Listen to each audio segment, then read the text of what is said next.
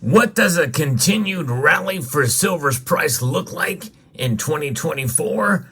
I'll tell you in this video as we explore.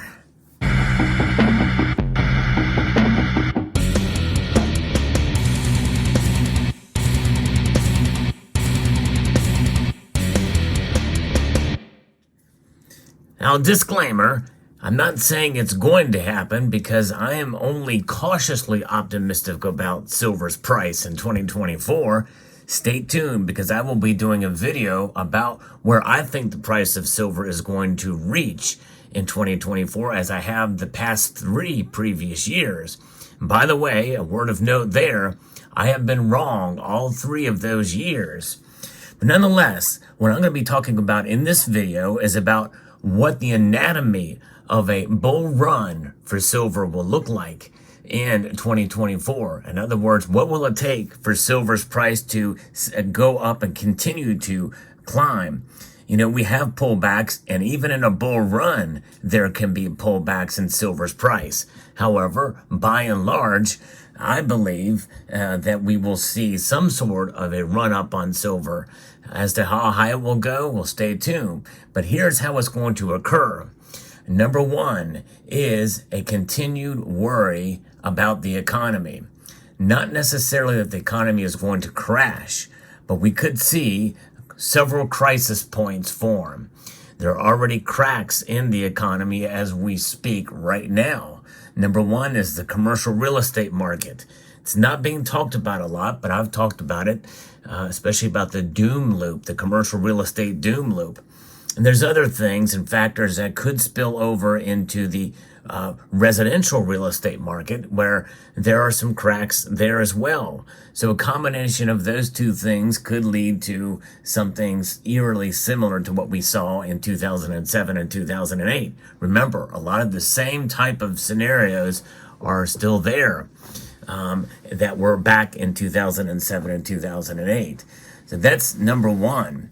Number 2 is the bond market. The bond market, I believe, is in trouble or in danger of getting into trouble because not a lot of people are buying bonds these days. In fact, we see the bond market kind of, move back. And I did a video about this recently about how the 30-year yields, they reached 4.837% for primary dealers, who now are required to purchase any leftovers when there's too much supply and not enough demand for these.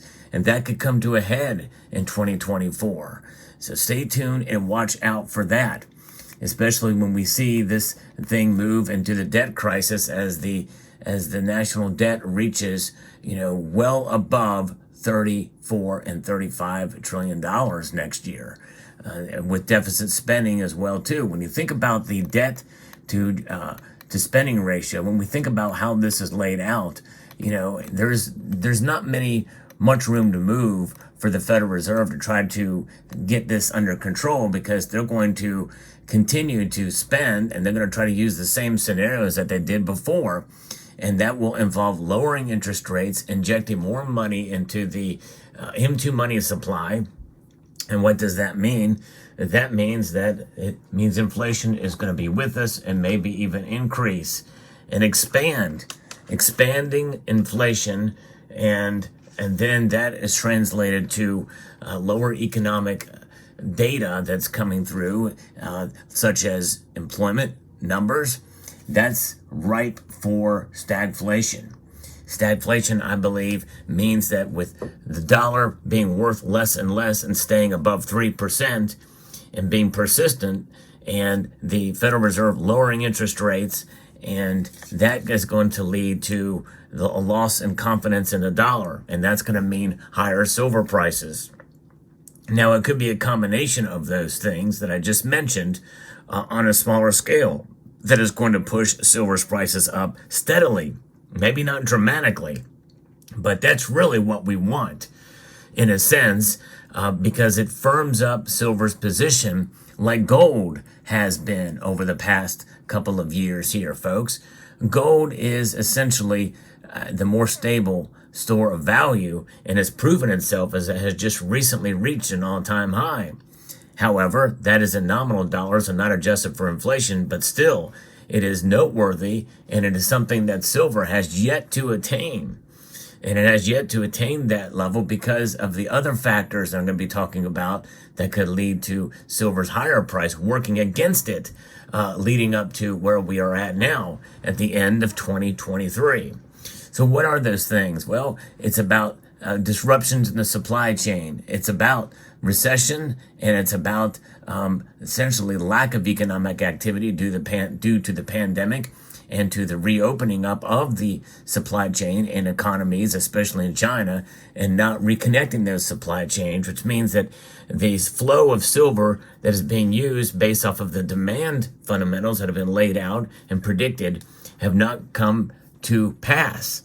However, there's recent news that there is more demand for silver coming out of places like India, as well as a reconnecting of supply chains that we're going to start to see demand for silver pick up in industry and science and technology, and that includes healthcare as well. But also think about the green energy sector, and that's part of the industrial demand for silver that we could see increase in 2024. There are data out there that point to a massive increase potentially of more silver being utilized in photovoltaics. And in a sense, that's somewhat recession-proof because when you think about it, if it's something that is for the environment, especially as part of the ESG corporate responsibility or corporate commitments that have been made throughout the world, that ESG component is going to be tied to green energy projects that are either mandated by or funded by governments around the world. And that means higher demand for silver. But also, you have to understand as well, too, there is enough domestic demand for photovoltaics. It is a technology that works, and it is improving.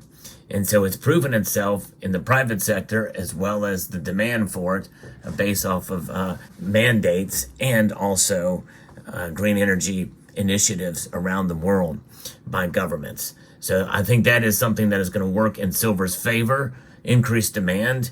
It means that the price will probably go up. And if you couple that with the previous things that I talked about economically, there's another case for it. So those are areas that are looking promising for 2024.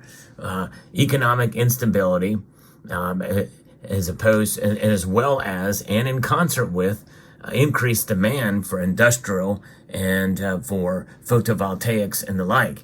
Now we have the electric vehicle demand that is going to continue at some pace. However, there's a lot of electric vehicles out there that have not sold, and a lot of these companies that are producing them are losing money. The electric vehicle initiative and push that has mostly been at large by, again, some of the same components from the ESG front, that kind of stuff. But when you look at how efficient they are, they really do not pass muster unless you are traveling to and from work every day and you can plug your vehicle in at night at home where it's convenient for you rather than having to stop and recharge for half an hour or a couple hours for full charge. Other than that, you have to plan for longer trips for these vehicles, and most people just do not want that inconvenience. And then battery technology is something else. The Tesla Cybertruck has just been pulled out, but released. It is now able to be available to purchase if you can get one. But at the same time, they're extremely expensive, very expensive vehicles. And aside from all the promises that have been made by it, it is still an electric vehicle. And that is limited by a lot of the same factors of every other electric vehicle out there. So there is that. But nonetheless, there's a lot of other electronics that involve silver, including the one that's used to produce this video, the one that is being used to watch this video, and everything else in between in the electronic sector. So that is going to continue at some pace, in some way. Although that may be stifled somewhat, especially if economic activity slows. Most people think that in 2024 we are going to run into some sort of a recession, which could stifle demand for silver on some levels. But there may be enough other factors to, based off of what I said in this video, in spite of that, that could lead to demand increasing. And if the price of silver goes up, even if it goes up another $1 over in the course of the next several months, there's going to be more and more people that are starting to see, and they want to ride that wave of silver rising. And we've seen this happen before. It is the idea that where people are buying high and selling low. And it is not a good model to use, but nonetheless, people do not want to miss out on the silver's ride to potentially up to $30 or more. And they continue to see silver go up, and they see promise there. Okay, the silver's not pulled back much. It starts to form a pattern of upwards momentum based off the fundamentals that I described. And so people want more. They want to buy some. They want to be a part of it, even if it rises at a slow, steady pace. And this is kind of what we have seen with gold as well, too. And realize, you know what, gold's now at an all-time high, and there's going to be some people that are going to be buying now because they think it could go up much higher. We really don't know. Fear of missing out is a real thing, and that should not be the motivator for buying any particular commodity, or in this case, something that is seen as a hedge. I think it's a good idea to have silver in your possession, but you should not break the bank or go into debt in order to buy it. That defeats the purpose. It is a hedge against economic instability. It is something that protects your wealth, does not create it, and you don't want to buy it in such a way that is going to potentially destroy your wealth. And that can happen. There's ways that can happen with silver, so keep that in mind. Again, there's some things, and I think it would require a combination of things to see a real substantial bull run for silver. And keep that in mind too, because it's not just going to happen overnight, and it's going to take a while. There's a lot more things that are working against silver than for silver, as opposed to gold, because of the dual nature of it. Industrial demand, and as a commodity, as well as a precious metal. If people start buying more silver, that means there's going to be less of it available for most stackers to be able to obtain it, and that means that the premiums will increase. Increased premiums mean more expensive silver, and that's going to just add to essentially the hype of silver. But nonetheless, that hype is something that we must try our best to try to reject that, and we need to just slow and steady continue to stack silver and hold on to what you have already stacked, such as you see here. These bars I bought quite a number of years ago when silver was much lower. But you know what? And I even paid a premium for these. But I'm one of those buy and hold kind of guys. And this stack is working for me. There's some 10-ounce bars that I bought for, about $5 an ounce. There's some 10-ounce bars that I bought for, when silver was $25 an ounce. So it just depends on when you bought, and you understand that dollar cost averaging essentially is what will keep you grounded with silver. Grounded, realizing that it's not going to make you rich. It's not going to create wealth for you. It is merely there to preserve the wealth that you already have, especially when you take into account inflation.